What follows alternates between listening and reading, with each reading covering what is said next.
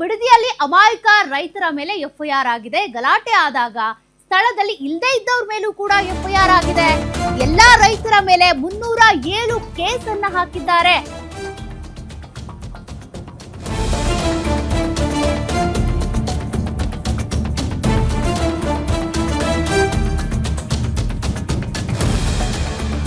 ಟೌನ್ಶಿಪ್ಗೆ ಎಲ್ಲಾ ರೈತರು ಒಪ್ಪಿಗೆ ಕೊಟ್ಟಿಲ್ಲ.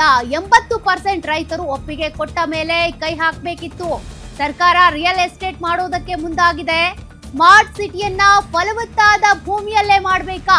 ಸರ್ಕಾರದ ವಿರುದ್ಧ ನಿಖಿಲ್ ಕುಮಾರಸ್ವಾಮಿ ಕಿಡಿಕಾರಿದ್ದಾರೆ. ಫಲವತ್ತಾದ ಭೂಮಿಯನ್ನೇ ಸ್ಮಾರ್ಟ್ ಸಿಟಿ ಮಾಡುವಂತ ಸಾಹಸ ಯಾಕೆ? ಫಲವತ್ತಾದ ಭೂಮಿನೇ ಇವರಿಗೆ ಸ್ಮಾರ್ಟ್ ಸಿಟಿ ಮಾಡೋದಕ್ಕೆ ಬೇಕಾ ಅಂತೇಳಿ ಕಿಡಿಕಾರಿದ್ದಾರೆ. ಅಷ್ಟೇ ಅಲ್ಲ, 307 ಅಮಾಯಕ ರೈತರ ಮೇಲೆ ಕೇಸ್ ಹಾಕಿದ್ದಾರೆ.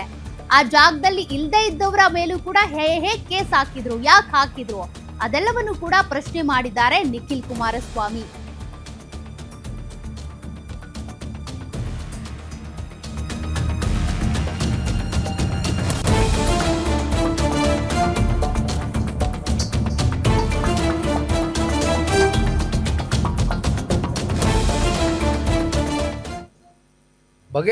ರೈತರ ಜೊತೆ ಕೂತು ಒಂದು ಸಂವಾದ ಮಾಡಿ ಬಗೆಹರಿಸ್ಕೊಳ್ಬೇಕಾಗಿತ್ತು. ಆ ಪ್ರಯತ್ನ ಸರ್ಕಾರ ಮಾಡಲಿಲ್ಲ. ಜೊತೆಯಲ್ಲಿ ನಮ್ಮ ಜಿಲ್ಲೆಯಲ್ಲಿ ಇವತ್ತು ಕಾಂಗ್ರೆಸ್ನಲ್ಲಿ 4 ಜನ ಕೂಡ ಶಾಸಕರಿದ್ದಾರೆ.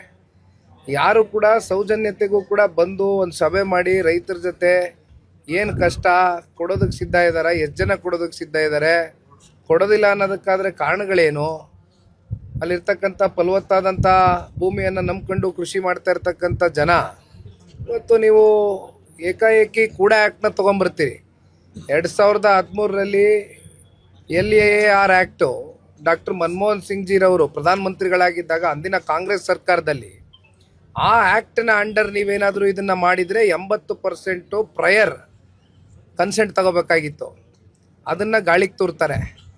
ಅದನ್ನು ಗಾಳಿಗೆ ತೂರಿ ಕೂಡ ಆ್ಯಕ್ಟ್ನ ತಗೊಂಬರ್ತಾರೆ. ಅಲ್ಲಿ ಸೋಷಿಯಲ್ ಎನ್ವಿರಾನ್ಮೆಂಟ್ ಸರ್ವೆ ಇಲ್ಲ, ಇದು ಸೋಷಿಯಲ್ ಇಂಪ್ಯಾಕ್ಟ್ ಸರ್ವೆ ಇಲ್ಲ, ಎನ್ವಿರಾನ್ಮೆಂಟಲ್ ಇಂಪ್ಯಾಕ್ಟ್ ಸರ್ವೆ ಇಲ್ಲ, ಯಾರು ಎಷ್ಟು ಜನ ರೈತರು ಕನ್ಸೆಂಟ್ ಕೊಟ್ಟಿದ್ದಾರೆ ಅಂತಕ್ಕಂಥದ್ರ ಬಗ್ಗೆ ಹೋಗಿ ಯಾರು ಕೇಳಲಿಲ್ಲ ಅಧಿಕಾರಿಗಳು. ಹೀಗಿದ್ದಾಗ ಸ್ವಾಭಾವಿಕವಾಗಿ ರೈತರ ವಿರೋಧ ಇದ್ದಾಗ ರೈತರ ಜೊತೆ ನಿಂತ್ಕೊಳ್ತಕ್ಕಂಥದ್ದು ಕುಮಾರಸ್ವಾಮಿ ಅವರಾಗಲಿ, ನಿಖಿಲ್ ಕುಮಾರಸ್ವಾಮಿ ಆಗಲಿ, ದೇವೇಗೌಡರಿಗಾಗಲಿ ನಮ್ಮ ಧರ್ಮ ರೀ. ನಿಂತ್ಕೊಂಡಿದ್ದೀವಿ. ರೈತರ ಜೊತೆ ಕೂತು ಒಂದು ಸಂವಾದ ಮಾಡಿ